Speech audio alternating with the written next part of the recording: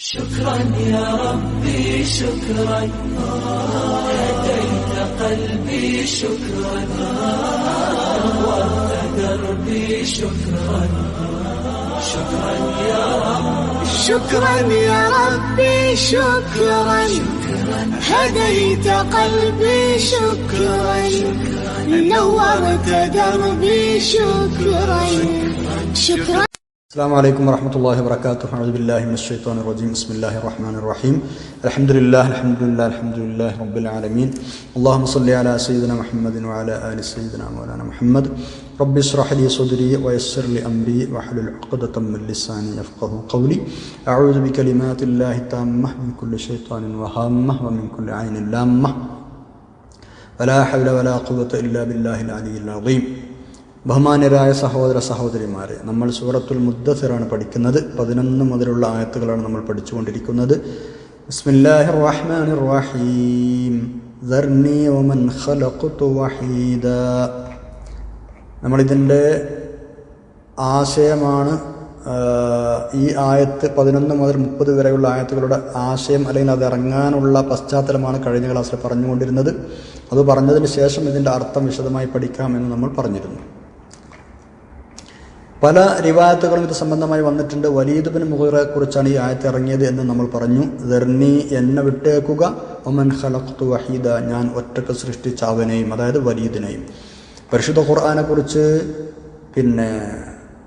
ആദ്യം അനുകൂലമായി പ്രതികരിച്ച വലീദ് പിന്നെ അബൂജഹലിൻ്റെയും മുശ്രിക്കുകളുമൊക്കെ നിരന്തര സമ്മർദ്ദങ്ങൾക്ക് വഴങ്ങി അതൊരു സിഹ്റാണ് എന്ന് മാറ്റിപ്പറഞ്ഞ ആ ഒരു പശ്ചാത്തലമാണ് ഈ ആയത്തിറങ്ങാൻ കാരണം എന്ന് നമ്മൾ പറഞ്ഞു.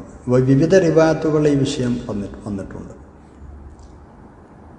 പിന്നെ വേറൊരു റിവായത്തിൽ ഇങ്ങനെ കാണാം, വലീദും മതം മാറി എന്നൊരു സംസാരം ആളുകളുടെ ഇടയിൽ വന്നു. നബി സല്ലല്ലാഹു അലൈഹി വസല്ലം അടുക്കൽ നിന്ന് പരിശുദ്ധ ഖുർആൻ കേട്ടിട്ട് മനസ്സിന് ഇളക്കം തട്ടിയെന്ന് കഴിഞ്ഞ ക്ലാസ്സിൽ പറഞ്ഞല്ലോ. വലീദും മതം മാറി എന്ന ഒരു സംസാരം ആളുകൾക്കിടയിൽ പറഞ്ഞപ്പോൾ ഖുറൈശികൾ എല്ലാവരും മതം മാറിയേക്കുമോ എന്ന പേടി കൊണ്ട് അബൂജഹൽ വലീദിൻ്റെ അടുത്തേക്ക് പോയി. എന്നിട്ട് കുറേ സംസാരിച്ച ശേഷമാണ് വലീദ് ഇങ്ങനെ തിരിച്ചു പറഞ്ഞത് എന്നാണ് മറ്റൊരു റിവായത്ത്. വേറെയും പല റിപ്പോർട്ടുകളും ഇത് സംബന്ധമായി വന്നിട്ടുണ്ട്. നബി സല്ലല്ലാഹു അലൈഹി വസല്ലം തങ്ങളിൽ നിന്ന് വലീദ് കേട്ടത് ഹാമീം സജദ സൂറയാണ് എന്നൊരു റിവായത്തിലുണ്ട്. നബി സല്ലല്ലാഹു അലൈഹി വസല്ലം തങ്ങൾ വലീദിന് ഓതിക്കൊടുത്തത് ഹാമീം സജദ എന്ന് പറയുന്ന സൂറത്തു സജദയാണ്. ആ സൂറ ഓതിക്കേട്ടപ്പോൾ അതിൽ ആകൃഷ്ടനാകുകയും ഖുർആനിനെ കുറിച്ച് പ്രശംസിച്ചുകൊണ്ട് പ്രസ്താവന ഇറക്കുകയും ചെയ്തു. ഇത് ആളുകൾ കേട്ടപ്പോൾ മുസ്ലിമായി എന്ന് കരുതി ആളുകൾക്കൊക്കെ ആകെ പരിഭ്രമമായി, പ്രത്യേകിച്ച് ഖുറൈശി നേതാക്കൾക്ക് പേടിയായി. അവരെന്തായി, പല കോലത്തിലും വലീദിനെ ഇളക്കാൻ, അവനൊന്ന് പ്രകോപിപ്പിക്കാൻ അവർ ശ്രമം നടത്തിക്കൊണ്ടിരുന്നു. അങ്ങനെയാണ് അവസാനം വലീദ് അടവ് മാറ്റിയിട്ട് പരിശുദ്ധ ഖുർആനിനെ ആക്ഷേപിച്ചതും നബി സല്ലല്ലാഹു അലൈഹി വസല്ലം തങ്ങൾ ഭ്രാന്തനാണ് എന്നും ജ്യോത്സ്യനാണ് എന്നും കവിയാണ് എന്നും ഒക്കെ ഓരോ ന്യായങ്ങൾ പറഞ്ഞ് സംസാരിച്ചത്. അവസാനം സാഹിറാണ് എന്ന് പറഞ്ഞ് സമർത്ഥിക്കുകയും ചെയ്തു എന്നാണ്. നബി സല്ലല്ലാഹു അലൈഹി വസല്ലം തങ്ങൾ സാഹിറാണ് എന്നും ആ പറയുന്നത് സിഹ്റാണ് എന്നും അവൻ ആളുകൾ മുമ്പിൽ പറഞ്ഞു. ഏതാൾ ആദ്യം ഖുർആൻ അംഗീകരിച്ച് സംസാരിച്ച ആൾ. അപ്പോൾ സ്വന്തം സ്വാർത്ഥ ലാഭങ്ങൾക്ക് വേണ്ടി മനസ്സിലായ ഒരു കാര്യത്തെ എതിർത്ത് അവസാനം അവൻ്റെ താല്പര്യത്തിനനുസരിച്ച് മാറ്റി എന്നതാണ് അല്ലാഹു തആല ഇത്രയും കണിശമായി ദർനി വമൻ ഖലഖ്തു വഹീദ എന്ന് പറഞ്ഞ് അവൻ ആക്ഷേപിക്കാൻ കാരണം. സുബ്ഹാനല്ലാഹ്.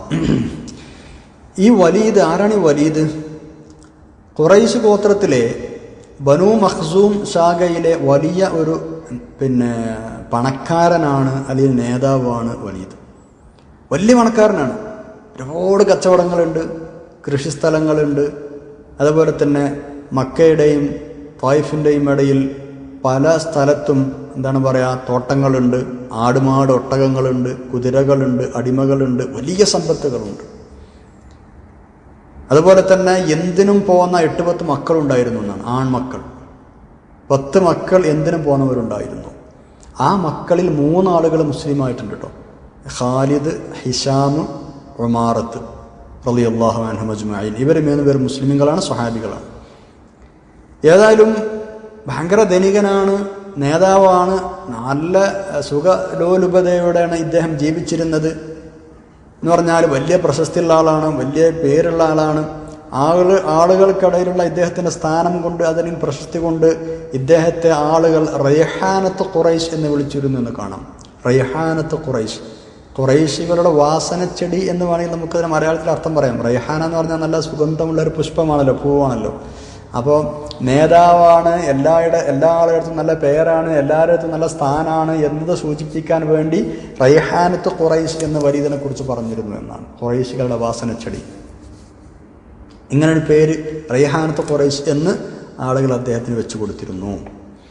സംഭവം അങ്ങനെയൊക്കെ ആണെങ്കിലും അള്ളാഹുവിൻ്റെയും റസൂലിൻ്റെയും സല്ലല്ലാഹു അലൈഹി വസല്ലം കടുത്ത ധിക്കാരിയും ശത്രുവുമായിരുന്നു ഇദ്ദേഹം.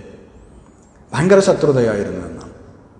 അതുകൊണ്ടാണ് അള്ളാഹുവിന് അവനോടുള്ള ആ കോപവും ദേഷ്യവും ഇത്രയും കടുത്ത ഭാഷയിൽ അള്ളാഹു തആല വിവരിക്കുന്നത്. നമുക്കിനി ആയത്തിൻ്റെ അർത്ഥം പഠിക്കാം. ദർനി വമൻ ഖലഖ്തു വഹീദ, എന്നെ നിങ്ങൾ വിട്ടേക്കൂ. വമൻ ഖലഖ്തു വഹീദൻ, ഞാൻ ഒറ്റക്ക് പടച്ചവനെയും. അല്ലേ? എന്താണ് ഈ ഒറ്റക്ക് പടച്ചു എന്നൊക്കെ പറഞ്ഞാൽ? ഉമ്മാൻ്റെ വയറ്റിൽ വലീദിനെ അള്ളാഹു തആല ഒറ്റക്കല്ല പഠിച്ചത്, വേറെ ആരെങ്കിലും കൂടി കൊടുത്തിട്ടുണ്ടോ? നമ്മളൊക്കെ ഉമ്മമാരെ വയറ്റിൽ നമ്മൾ അള്ളാഹു മാത്രമല്ല നമ്മളെങ്ങനെ ആക്കിയത്? വേറെ ആർക്കും ഉള്ളിൽ പോയിട്ട് ഒന്നും ചെയ്യാൻ പറ്റില്ലല്ലോ. സുബ്ഹാനല്ലാഹ്. കൈകളും കാലുകളും കണ്ണുകളും ശരീരത്തിൻ്റെ മറ്റു ഭാഗങ്ങളും എല്ലും മജ്ജയും മാംസയും ഒക്കെ ഉള്ളിൽ ഗർഭാശയത്തിലായിരിക്കും ഫിറ്റ് ചെയ്ത് സമയാസമയം വളർത്തിക്കൊണ്ടുവന്ന ആരാ? അള്ളാഹുവാണ്. അതാണ് വമൻ ഖലഖ്തു വഹീദ. വമൻ ഖലഖ്തു വഹീദ, ഞാൻ ഒറ്റക്ക് പടച്ച അള്ളാഹു തആല, അവനെ എൻ്റെ അടുത്തേക്ക് എനിക്ക് വിട്ടേക്ക്, ഞാൻ അവൻ്റെ കാര്യം നോക്കിക്കോളാം. പിന്നെ മാത്രമല്ല, ഓൻ ജനിച്ച് വലിയ ആളായി വന്നതിന് ശേഷം ഒക്കെ ഓൻ്റെ അടുത്തുള്ള പണ്ടവും പിന്നെ പൈസയും സമ്പത്തൊക്കെ ആരാ കൊടുത്ത്? ഞാൻ കൊടുത്താണ്. അല്ലേ? ഇതൊക്കെ ഓനായിട്ടുണ്ടാക്കിയാണോ? ഞാൻ കൊടുത്തതാണ്. ഓനെൻ്റെ അടുത്ത് ഇങ്ങനെ വിട്ടേക്ക്. അപ്പോൾ ഇവനാണ് വലീദ് ഇബ്നു മുഗീറ. പിന്നെ മാത്രമല്ല വേറെ അഭിപ്രായമുണ്ട്, വഹീദ് എന്നൊരു പേര് ആ ഖൗമിൻ്റെ ഇടയിൽ ഇവനക്ക് ഉണ്ടായിരുന്നു എന്നാണ്. കാരണം ഇത്രയും സമ്പത്തുള്ള നേതാവ് ഇവ മാത്രമല്ല, അതുകൊണ്ട് ഒരൊറ്റയാൻ എന്ന രൂപത്തിൽ വഹീദ് എന്നും ഇവനെ പറയപ്പെട്ടിരുന്നു, പേര് പറയപ്പെട്ടിരുന്നു എന്ന് പിന്നെ മുഫസ്സിരിങ്ങൾ പറഞ്ഞിട്ടുണ്ട്. വലീദ് തന്നെ അത് പറയാറുണ്ടായിരുന്നു അത്ര, അനൽ വഹീദ് ഇബ്നുൽ വഹീദ്, അങ്ങനെ പറയാറുണ്ട് അത്ര. എന്ന് പറഞ്ഞാൽ എനിക്ക് തുല്യനായിട്ട് എന്നെ പോലെ ഒരാളും ഇല്ല എന്ന അർത്ഥത്തിൽ അനൽ വഹീദ് ഇബ്നുൽ വഹീദ്. ഓനെ തന്നെ അങ്ങനെ പേരിട്ട് വിളിക്കാറുണ്ടായിരുന്നു, ആളുകളും ഓനെ അങ്ങനെ വിളിക്കാറുണ്ടായിരുന്നു. ആ ഒരു നിലക്കാണ് അല്ലാഹു തആല വഹീദൻ എന്ന് കൂടെ ഇവിടെ പ്രയോഗിച്ചത്. ദർനി വമൻ ഖലഖ്തു വഹീദ. വജഅൽതു ലഹു മാലൻ മംദൂദ, 12ാമത്തെ ആയത്ത്. വജഅൽതു ലഹു മാലൻ മംദൂദ. ആ ആയത്ത് നമുക്ക് നോക്കാം. ബിസ്മില്ലാഹിർ റഹ്മാനിർ റഹീം. ദർനി വമൻ ഖലഖ്തു വഹീദ വജഅൽതു ലഹു മാലൻ മംദൂദ وبنين شهودا ومهدت له تمهيدا ثم يطمع أن أزيد كلا إنه كان لآياتنا عنيدا سأرهقه صعودا إنه فكر وقدر فقتل كيف قدر ثم قتل كيف قدر ثم نظر ثم عبس وبصر ثم أدبر واستكبر فقال إن هذا إلا سحر يؤثر إن هذا إلا قول البشر سأصليه سقر وما أدراك ما سقر لا تبقي ولا تذر لواحة للبشر عليها 19 صدق الله العلي العظيم. 11 മുതൽ 30 വരെയുള്ള ആയത്തുകളാണ് നമ്മൾ ഓതി വെച്ചത്. ഒക്കെ ചെറിയ ചെറിയ ആയത്തുകളാണ്. അല്ലാഹു തആല കഠിനമായ ഭാഷയിൽ വലീദിനെ ആക്ഷേപിക്കുകയാണ്. ദർനി വമൻ ഖലഖ്തു വഹീദ വജഅൽതു ലഹു മാലൻ മംദൂദ. വജഅൽതു ലഹു, ഞാൻ ഉണ്ടാക്കി കൊടുത്തു, അല്ലെങ്കിൽ ഞാൻ കൊടുത്തു, ലഹു അവന്, മാലൻ സമ്പത്ത്, മംദൂദൻ ധാരാളം. വജഅൽതു ലഹു മാലൻ മംദൂദ, ഞാൻ അവന് ധാരാളം സമ്പത്തും കൊടുത്തു. ഞാനാണ് ഒറ്റക്ക് പടച്ചു. വജഅൽതു ലഹു മാലൻ മംദൂദ, ഒരുപാട് സമ്പത്ത് ഞാൻ അവന് കൊടുത്തു. പിന്നെ മംദൂദ് എന്ന് പറഞ്ഞാൽ ഒരുപാടെന്നർത്ഥം, നീട്ടിപ്പരത്തി അയച്ചു കൊടുക്കപ്പെട്ട സമ്പത്ത് എന്നൊക്കെ എന്ന് പറഞ്ഞാൽ വിശാലമായിട്ട് കൊടുത്തുകയാണ്. മദ്ദ മുദ് എന്ന് പറഞ്ഞാൽ നീട്ടുക എന്നാണ് അർത്ഥം. മംദൂദ് എന്ന് പറഞ്ഞാൽ നീട്ടപ്പെട്ടത് എന്നാണ് ശരിക്കും അർത്ഥം. എന്ന് പറഞ്ഞാൽ അറ്റമില്ലാത്ത അത്രയും ഒരുപാട് നീളമുള്ള എന്നർത്ഥം. എന്ന് പറഞ്ഞാൽ ഒരുപാട് സമ്പത്ത് അദ്ദേഹത്തിന് ഞാൻ കൊടുത്തു. ഭയങ്കര പൈസക്കാരനായിരുന്നു എന്നാണ്. ലക്ഷപ്രഭു അല്ലെങ്കിൽ കോടീശ്വരൻ എന്നൊക്കെ പറയാം.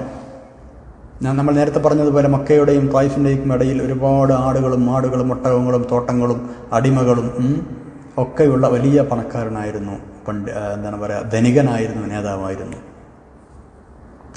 തോട്ടങ്ങളുണ്ടായിരുന്നു. തോട്ടങ്ങളൊക്കെ എന്ന് പറഞ്ഞാൽ ആ തോട്ടങ്ങളിൽ ശൈത്യകാലത്തും ചൂടുകാലത്തും ഒക്കെ പഴങ്ങൾ ഉൽപ്പാദിപ്പിക്കുന്ന, ഒരു കാലത്തും പഴങ്ങൾ മുറിയാത്ത അത്രയും വിശാലമായ തോട്ടങ്ങൾ അദ്ദേഹത്തിനുണ്ടായിരുന്നു. വരുമാനം നിലക്കുന്ന അവസ്ഥ ഒരിക്കലും ഉണ്ടായിരുന്നില്ല എന്നർത്ഥം. അതാണ് വജഅൽതു ലഹു മാലൻ മംദൂദ. പിന്നെ ഇനി 13-ാമത്തെ എന്താ പറയുന്നത്? വബനീന ശുഹൂദ, സന്നദ്ധരായ കുറെ പുത്രന്മാരെയും നമ്മൾ അവന് കൊടുത്തു. വബനീന, മക്കളെയും കൊടുത്തു. വജഅൽതു ലഹു മാലൻ മംദൂദ, പൈസ കൊടുത്തു. വബനീന, മക്കളെയും കൊടുത്തു. ശുഹൂദൻ, സന്നദ്ധരായ, എന്തിനും പോകുന്ന കുറച്ച് മക്കളെ ഞാൻ അവന് കൊടുത്തു. അങ്ങനെ ഉണ്ടാവുമല്ലോ, ഒന്നിനാത്രം പോകുന്ന മക്കളെ നമ്മൾ പറയില്ലേ, മതിയോരോ ആ വാപ്പാക്ക് നമ്മൾ പറയില്ലേ. അപ്പം അന്നതുപോലെ ഒന്നിനാത്രം പോകുന്ന മക്കളെയും അവന് നമ്മൾ കൊടുത്തു. 13 മക്കളാണെന്ന് അഭിപ്രായമുണ്ട്, 10 ആളുകളാണെന്ന് അഭിപ്രായമുണ്ട്. ഇബ്നു അബ്ബാസ് റളിയല്ലാഹു അൻഹുമയും മുജാഹിദ് ഇമാമും റഹ്മത്തുള്ളാഹി അലൈഹിം അവർ പറഞ്ഞത് 10 എന്നാണ്. 10 മക്കളെ കൊടുക്കാൻ തന്നെ ഭയങ്കര നിയമത്തല്ലേ, മാഷാ അല്ലാഹ്. അപ്പം ഈ മക്കള് വാപ്പാൻ്റെ ഒപ്പം തന്നെ എന്തിനും ഒന്നിനാത്രം പോകുന്ന മക്കൾ, എന്ത് പറഞ്ഞാലും അംഗീകരിക്കുന്ന, ആപ്പാക്ക് വേണ്ടി എന്തും ചെയ്യാൻ മടിക്കാത്ത അങ്ങനത്തെ മക്കളെയും ഞാൻ അവർക്ക് കൊടുത്തില്ലേ. പിന്നെയോ വമഹത്തു ലഹു തംഹീദ, അതിനൊക്കെ പുറമെ അവന് വേണ്ട എല്ലാ സൗകര്യങ്ങളും ഞങ്ങൾ ഏർപ്പെടുത്തി കൊടുക്കുകയും ചെയ്തു. വമഹത്തു, ഞാൻ ഏർപ്പെടുത്തി കൊടുത്തു, സൗകര്യപ്പെടുത്തി കൊടുത്തു. ലഹു, അവന്, തംഹീദൻ, വേണ്ട സൗകര്യങ്ങൾ, എല്ലാ നിലക്കുള്ള സൗകര്യങ്ങളും ഞാൻ അവന് സൗകര്യപ്പെടുത്തി കൊടുത്തു. എല്ലാ സൗകര്യങ്ങളും ഞാൻ ഏർപ്പെടുത്തി കൊടുത്തു. സുബ്ഹാനല്ലാഹ്, എത്ര ക്ലിയർ ആയിട്ടാണ് പറയണത് അല്ലേ? വമഹത്തു ലഹു തംഹീദ, ഞാൻ അവന് നല്ല സൗകര്യപ്പെടുത്തി കൊടുത്തിരിക്കുന്നു എന്നാണ് അതിൻ്റെ വാക്കർത്ഥം. എന്ന് പറഞ്ഞാൽ എല്ലാ സൗകര്യങ്ങളും അല്ലാഹു ചെയ്തു കൊടുത്തു. ഇങ്ങനൊക്കെ ചെയ്തിട്ടും സുമ്മയത്തുമാ അൻ അസീദ്, പിന്നെയും അവൻ്റെ താല്പര്യം എന്താ? ഞാൻ ഇനിയും അവനക്ക് കൂട്ടിക്കൊടുക്കണം എന്നാണ്. സുമ്മ, പിന്നെയും യത്മഉ, അവൻ ആഗ്രഹിക്കുന്നു, അൻ അസീദ്, ഞാൻ അവന് കൂട്ടിക്കൊടുക്കാൻ, പിന്നെയും ഞാൻ അവന് വർദ്ധിപ്പിച്ചു കൊടുക്കണമെന്നാണ് അവൻ്റെ ആഗ്രഹം. യത്മഉ എന്ന് പറഞ്ഞാൽ ആഗ്രഹിക്കുന്നു, അസീദ്, ഞാൻ അവന് വർദ്ധിപ്പിച്ചു കൊടുക്കണമെന്ന്. മനുഷ്യൻ്റെ മോഹം അങ്ങനെയാണല്ലേ, എത്ര കിട്ടിയാലും തികയില്ലല്ലേ. അവൻ്റെ ആഗ്രഹം ഇനിയും അവന് ഒരുപാട് സമ്പത്തും മക്കളും മുതലൊക്കെ കൊടുക്കണമെന്ന് തന്നെയാണ്. സുബ്ഹാനല്ലാഹ്. അപ്പോൾ ഇങ്ങനെ എല്ലാ സൗകര്യങ്ങളും സമ്പത്തുമൊക്കെയുള്ള വലീദ് ഇബ്നു മുഗീറ എന്ന് പറഞ്ഞ ആ ഒരു മനുഷ്യൻ അള്ളാഹുവിനെ ധിക്കരിക്കുകയും അള്ളാഹുവിൻ്റെ കലാമിനെ ആക്ഷേപിക്കുകയും നബി സല്ലല്ലാഹു അലൈഹി വസല്ലം തങ്ങളെ ആക്ഷേപിക്കുകയും ചെയ്തൊരു സംഭവം, അതാണ് ഈ ആയത്തുകളിലൂടെ അള്ളാഹു തആല ഉണർത്തി തരുന്നത്. അവനെ നരകത്തിൽ പ്രവേശിക്കും എന്ന് പറഞ്ഞാണ് അള്ളാഹു തആല ഈ വിഷയം അവസാനിപ്പിക്കുന്നത്. ഇൻഷാ അള്ളാഹ് ഇത് നമുക്കിനി അടുത്ത ക്ലാസ്സിൽ പഠിക്കാം. 16-ാമത്തെ ആയത്ത് മുതൽ അടുത്ത ക്ലാസ്സിൽ വിശദമായി പഠിക്കാം. അള്ളാഹു സഹായിക്കട്ടെ. സുബ്ഹാനകല്ലാഹുമ്മ ബിഹംദിക അശ്ഹദു അൻ ലാ ഇലാഹ ഇല്ലാ അൻത അസ്തഗ്ഫിറുക വഅതൂബു ഇലൈക്. വസ്സലാമു അലൈക്കും വറഹ്മത്തുള്ളാഹി വബറകാതുഹു.